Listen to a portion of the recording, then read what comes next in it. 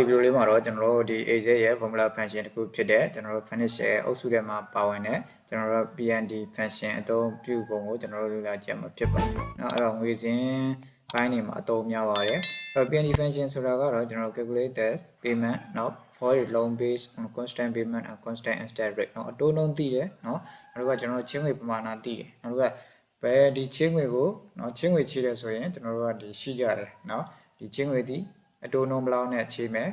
เนาะဒီမှာကတော့ကျွန်တော်တို့အတိုးနှုန်းဒီတစ်နှစ်လုံးအတွက်အတိုးနှုန်းဖြစ်ပါတယ်เนาะအဲ့ဒီအတွက်ကျွန်တော်တို့ကပြန်ပြီးတော့ဒီနောက်ကျွန်တော်ပြောမယ့်စီမှာအာရုံစိုက်ပြီးကြည့်လိုက်ရင်တော့နားလည်တော့မှဖြစ်ပါတယ်အဲ့တော့ကျွန်တော်အတိုးနှုန်းသိတယ်ကျွန်တော်ချင်းငွေပမာဏသိတယ်ဒါကိုဆက်ရမယ့်အချိန်ကြီးအတွက်ကဘယ်လောက်ရှိတယ်အဲ့တော့ဒီချိန်ကိုဘယ်လောက်ဆက်ချင်တယ်လဲဆိုတာသိချင်တဲ့အခါမှာ PMT function ကိုအသုံးပြုပေးလို့ရပါတယ်ဆိုတော့ PMT function ရဲ့ကျွန်တော်တို့ပုံစံကြီးကဒီမှာကျွန်တော်တို့ formula လေးရေးထားတယ်ဒီ PMT raise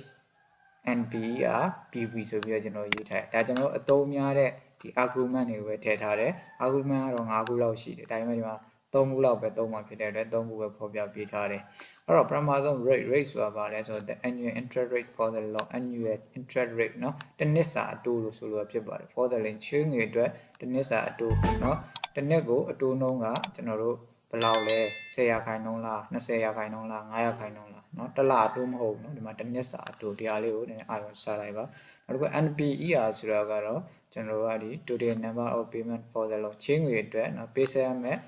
အချိန်ကြီးအတွက်အချိန်ကာလပေါ့เนาะကျွန်တော်တို့ကဒီလ20ဆက်မှာလားနော်15လဆက်မှာလားအစားတဖြင့်လ30ဆက်မှာလားဒီအချိန်ကြီးအတွက်ပေါ့เนาะနောက်က PV ဆိုတော့ the present value of the total amount เนาะ that is series of the future payment ဆိုတာကတော့ဒါတော့ချင်းငွေပမာဏကိုဆိုလိုဖြစ်ပါတယ်เนาะ present value လက်ရှိချေးထားတဲ့ချင်းငွေပမာဏဘယ်နှသိန်းချေးထားလဲ10သိန်းချေးထားလား5သိန်းချေးထားလား30ချေးထားလားအစားတဖြင့်ဒီပမာဏကိုဆိုလိုဖြစ်ပါတယ်ဆိုတော့ကျွန်တော်တို့အောက်မှာနမူနာလေးတစ်ခုရှိတယ် amount of loan ချင်းငွေပမာဏရှိတယ်အဲချင်းငွေပမာဏတွေကျွန်တော်ဒီမှာဒေါ်လာ5သိန်းချေးထားတယ်နော်အဲ့တော့ဒေါ်လာ5သိန်းရဲ့ကျွန်တော်တို့ဒီ annual interest rate ဆိုတဲ့ဒီတစ်နှစ်စာအတိုးပေါ့နော်တစ်နှစ်စာအတိုးက9%နှုန်းနဲ့နော်အဲ့တော့ဒေါ်လာ5သိန်းပေါ်မှာကျွန်တော်တို့တစ်နှစ်စာအတိုးဒီကျွန်တော်တို့9%နှုန်းပေးထားတယ်နော်အဲ့တစ်နှစ်လုံးရဲ့အတိုးက9%နှုန်းအဲ့တော့ number of payment ကျွန်တော်တို့ပေးဆက်ရမယ်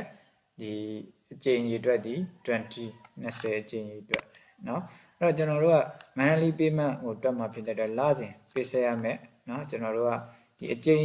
20ကျွန်တော်တို့ပေးမယ်အတိုးနဲ့အရင်ကိုเนาะအဲ့တော့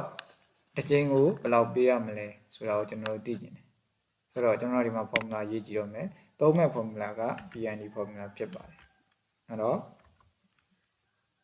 ညီမချင်း PMT ပြီးရင်ဝင်စားပြီးရင်ကျွန်တော်တို့ကဒီမှာအောက်မှာလည်းပြတယ် rate ကိုယူမှာဖြစ်တဲ့အတွက် rate ဒီကျွန်တော်တို့ကဒီ annual interest rate for the loan ဆိုတဲ့အတွက် annual interest rate ဒီကျွန်တော် 5% ဖြစ်ပါတယ်เนาะအဲ့တော့ 5% ကကျွန်တော်တို့ကဒီတစ်နှစ်လုံးသာအတိုးကြီးဖြစ်နေတယ်ကျွန်တော်တို့စက်မှာကကျွန်တော်တို့ကဒီတစ်လချင်းစက်မှာဖြစ်တဲ့အတွက်เนาะအဲ့တော့တစ်လရဲ့အတိုးနှုန်းပြန်ရှာပေးရမယ်အဲ့ဒီအတွက် rate ကိုကျွန်တော်တို့ကဒီ rate ရဲ့ percentage ကိုယူမယ်ယူပြီးတော့မှကျွန်တော်တို့ကအစားစနစ်နဲ့စားပေးလိုက်ပြီးရင် comma ဒါဘာကြောင့်စနစ်နဲ့စားလဲဆိုတော့ကျွန်တော်တို့တစ်လချင်းစက်မှာဖြစ်တဲ့အတွက်ကျွန်တော်တို့ကစနစ်နဲ့စားပြီးဖြစ်ပါတယ်เนาะတစ်လအတိုးနှုန်းကိုသိချင်လို့ကျွန်တော်လ20ဆက်မယ်ဆိုပါစို့เนาะလ20ဆက်မယ်တစ်လချင်းရဲ့အတိုးနှုန်းကလောက်ဖြစ်သွားမလဲဆိုတော့ကျွန်တော်တို့စနစ်နဲ့စာရင်ပြန်ရှာပေးတယ်အဲ့တော့ဆက်မဲ့ချင်းဒီတော့ကကျွန်တော်တို့ဘယ်လောက်ဆက်မှာလဲဆိုတော့လ20ဆက်မယ်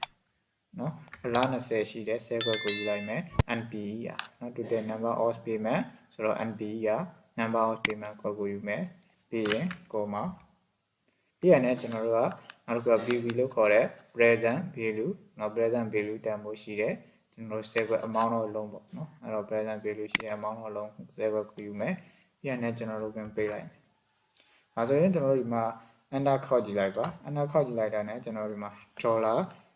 26108.15 ဆိုပြီးတော့ကျွန်တော်တို့ပေါ်လာတယ်เนาะပေါ်ကျင်တာကကျွန်တော်တို့ဒီအချင်းကိုเนาะကျွန်တော်တို့ဒီ26,108.15 ဒေါ်လာကျွန်တော်တို့ဆက်ပေးရမှာဖြစ်ပါတယ်ကျွန်တော်တို့ဆက်မဲ့အချိန်အတွက်ဒီအချိန်20ဆက်မှာဖြစ်ပါတယ်เนาะအဲ့တော့ကျွန်တော်တို့ကအချိန်20ပြည့်သွားတဲ့အခါမှာကျွန်တော်တို့ဒီချင်းဝင်9သိန်းရဲ့အရင်လဲကြေသွားမယ်เนาะအတိုးနှုန်းတွေလည်းကြေသွားမယ်เนาะသူက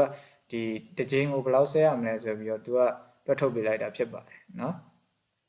payment amount ပေါ့နော် payment amount ကိုတွက်ထုတ်ပေးတာဖြစ်တဲ့ BND ဆိုတာကတော့အတိုးရောအရင်ရောပေါင်းပြီးတော့နော်တစ်ချိန်ကိုပေးဆက်ရမယ်နော်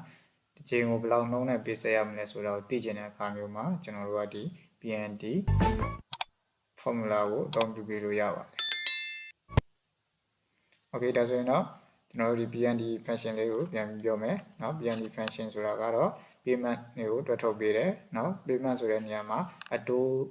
ပါတယ်အရင်ပါတယ်เนาะသူကအကုန်လုံးကပေးဆက်ရမယ့်ဟာမဟုတ်ဘူးเนาะပေးဆက်ရမယ့်အချိန်ကြီးပေါ်မူတည်ပြီးတော့တစ်ချိန်ကိုဘယ်လောက်နှုန်းနဲ့ပေးဆက်ရမှာလဲအတိုးရင်းပေါင်းဘယ်လောက်နှုန်းနဲ့ပေးဆက်ရမှာလဲဆိုတာကိုကျွန်တော်တို့တွက်ထုတ်ပေးတာဖြစ်ပါတယ်ဒီနေရာမှာ annual interest rate ဒီကျွန်တော်တို့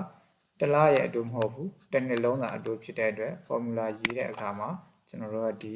interest rate ကိုတွားပြီးတော့ကျွန်တော်တို့စနစ်နဲ့စပေးရတာဖြစ်ပါတယ်ဒါမှသာကျွန်တော်တို့ကတစ်လကိုပေးဆက်ရမယ့်အတိုးနှုန်းထွက်လာမှာဖြစ်ပါတယ်အဲ့တစ်လပေးဆက်ရမယ့်အတိုးနှုန်းထွက်လာပြီးတော့မှเนาะပေးဆက်ရမယ့်အချိန်ကြီးရဲ့ကျွန်တော်တို့ကချင်းငွေအမောင်းရေကိုကျွန်တော်တို့ PMT formula တွေကိုထည့်ပေးလိုက်တဲ့အခါမှာ PMT formula ကသူ့လိုလုပ်ပြီးတော့ကျွန်တော်တို့အခုဒီမြင်တွေ့နေရတဲ့ကျွန်တော်တို့ကဒီအချိန်ကိုပေးဆက်ရမယ်ဒီငွေပမာဏထွက်လာတာဖြစ်ပါတယ်အချိန်20ပြည့်တဲ့အခါမှာကျွန်တော်ပေးဆက်ရမယ်9သိန်းနဲ့ကြည်သွားမယ်เนาะအဲ့ဒီ9သိန်းပေါ်မှာเนาะကျွန်တော်တို့ကဒီတိုးလာတဲ့အတိုးတွေကိုလည်းကျွန်တော်တို့ကကြည်သွားမှာဖြစ်ပါတယ်ဒါကတော့ကျွန်တော်တို့ PMT function ရဲ့အလုပ်လုပ်ပုံဖြစ်ပါတယ်အဲ့တော့အချို့အပြင်ပြန်ပြောမယ်ဆိုရင် PMT function ဆိုတာเนาะကျွန်တော်တို့ကဒီခြေထားတဲ့ခြေငွေပမာဏရဲ့နောက်တစ်ခုကဒီတစ်နှစ်စာအတိုးပေါ်မှာရှိတဲ့အတိုးနှုန်းတွေရဲ့ကိုပေးဆက်ရမယ့်အချိန်ကြီးတွက်တည်သိတယ်ဆိုရင်เนาะအဲ့တော့ဒီချိန်ကိုငွေပမာဏဘယ်လောက်ပေးရမလဲအတိုးအရင်ပေါင်းဘယ်လောက်ပေးရမလဲဆိုပြီးတော့သိချင်တဲ့အခါမျိုးမှာ PMT function ကိုအသုံးပြုပေးရဖြစ်ပါတယ် Okay ဒါဆိုရင်တော့ဒီဗီဒီယိုလေးကိုနားလည်သဘောပေါက်မယ်လို့ထင်ပါတယ်နည်းနည်းလေးကျွန်တော်တို့ဒီနားမလဲနိုင်တဲ့နေရာလေးကတော့ကျွန်တော်ဒီ percentage ကိုနော်စနစ်နဲ့စားတဲ့နေရာလေးမှာနားမလဲတာဖြစ်နိုင်ပါတယ်အဲ့တော့ကျွန်တော်တို့ဘာကြောင့်စားပြရတာလဲ percentage ဒီနော်ကျွန်တော်တို့ annual လို့ပြောတဲ့တစ်နှစ်စာဖြစ်နေတယ်အဲ့ဒီအတွက်ကျွန်တော်တို့တစ်လစာကိုတည်ကျင်တဲ့အခါမှာတစ်နှစ်ရဲ့လ12လရှိတယ်အဲ့စနစ်နဲ့စားပြလိုက်တဲ့အခါမှာတစ်လစာကျွန်တော်တို့တိုးနှုန်းထွက်လာတယ်နော်အဲ့ဒီတိုးနှုန်းနဲ့ကျွန်တော်တို့ဒီအရင်ကနေဘယ်လောက်ပေးဆက်ရမလဲဆိုတာကိုဒီလ20နဲ့ပြန်ခွဲပြီးတော့ PMT function ကနေပြီးတော့သူ့လိုလုပ်ပြီးတော့ထုတ်ပြီးတော့ဖြစ်ပါတယ်။ Okay ဒါဆိုရင်တော့ဒီ PMT function ရဲ့အလုပ်လုပ်ပုံကိုနားလည်သဘောပေါက်မယ်လို့ထင်ပါတယ်။ကျွန်တော်ဒီဗီဒီယိုလေးကိုဒီလောက်နဲ့ပဲရန်နာပါတယ်။နောက်ကမှလည်းကျွန်တော်ဗီဒီယိုတစ်တင်တိုင်းသိရှိနိုင်ဖို့အတွက်ကျွန်တော်ရဲ့